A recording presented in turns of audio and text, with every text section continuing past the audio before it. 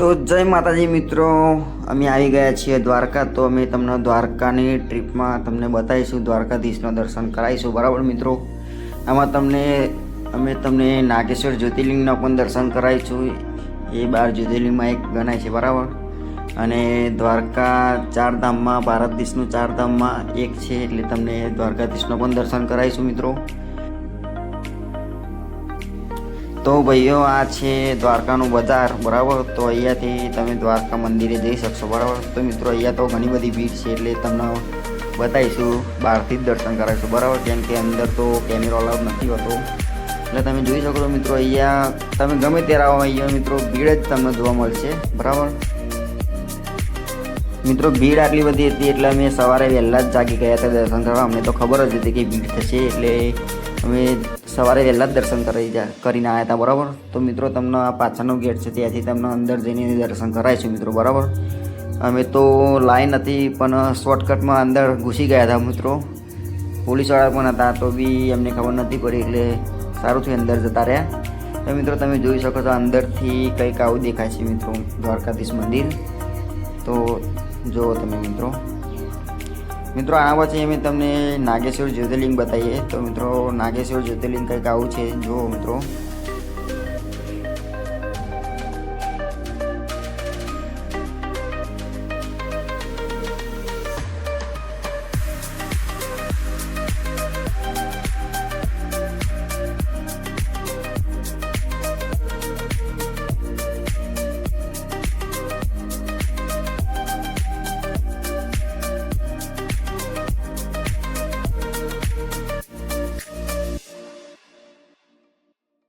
અને હા મિત્રો, અહીંયા તો ભીડ ઓછી છે, અને અહીંયા મંદિરમાં કેમેરો પણ અલાઉડ છે, એટલે તમને મારા મિત્રોનું ઇન્ટ્રોડક્શન કરાવી દઉં તમને.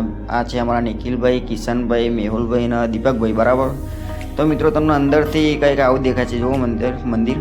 અને અમે લાઇનમાં ઊભા થઈ ગયા છીએ મિત્રો. બરાબર, તો મિત્રો અહીંયા તો કેમેરો અલાઉડ હતો, એટલે અમે એ કેમેરો ચાલુ જ રાખેલો હતો. બરાબર, તો તમે વિડીયો જોતા રહેજો, તમને દર્શન કરાવી દઈએ. બરાબર, નાગેશ્વર જ્યોતિર્લિંગનો તો જોતા રહેજો વિડીયો.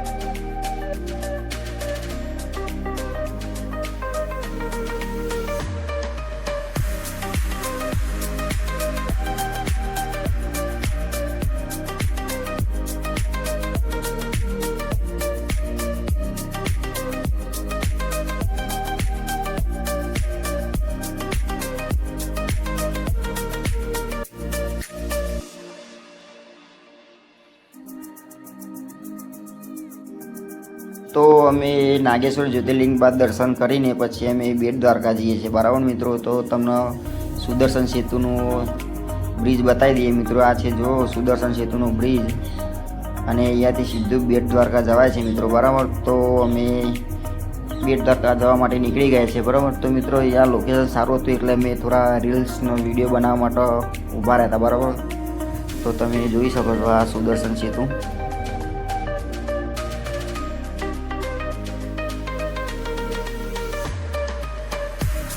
તો મિત્રો, સુદર્શન સેતુ બાદ અમે તમને બતાવીશું ઓખાનું લાઇટ હાઉસ. બરાબર, તો અમે ભાઈબંધો જવા નીકળી ગયા છે જોવા માટે લાઇટ હાઉસ. મિત્રો અહીંયા તો એલાઉડ નથી, પણ અમારા સગા એક હતા, એટલે તે ઉપર લઈ જાય છે લાઇટ હાઉસ જોવા માટે. બરાબર,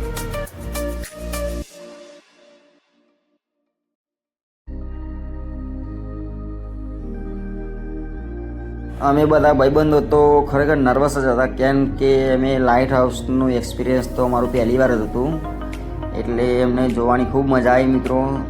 અને અહીંયા એકદમ લોકેશન પણ મસ્ત લાગતું હતું, એટલે તમે જુઓ વિડીયો.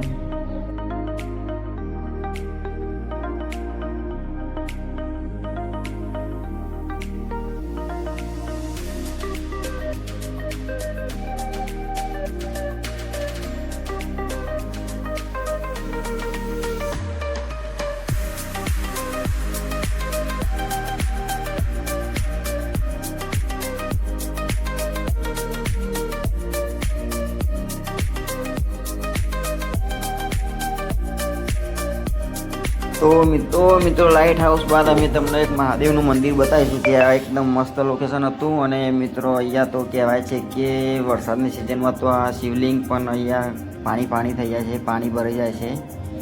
તો મિત્રો અમે આઉટ સિઝનમાં આવ્યા હતા એટલે તમે જોઈ શકો તો અહીંયા મંદિરના દર્શન કરવા મળ્યા તમને.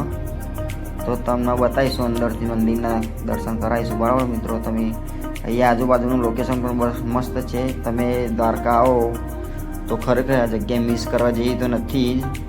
તો તમે જોઈ શકો છો આ મંદિરનું વ્યૂ છે અને તમને જોડીથી બતાવી દઈએ.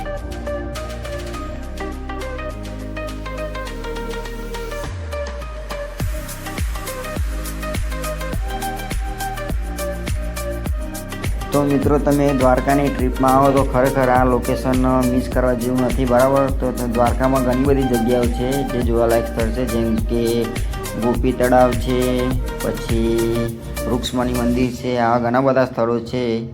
એટલે તમે આવી જગ્યાએ આવો, દ્વારકા આવો તો બરાબર. તો વિડીયો તમને ગમ્યો હોય તો લાઈક, શેર, સબસ્ક્રાઈબ કરજો મિત્રો. બરાબર, તો મળીએ એક નવી ટ્રીપમાં. જય માતાજી.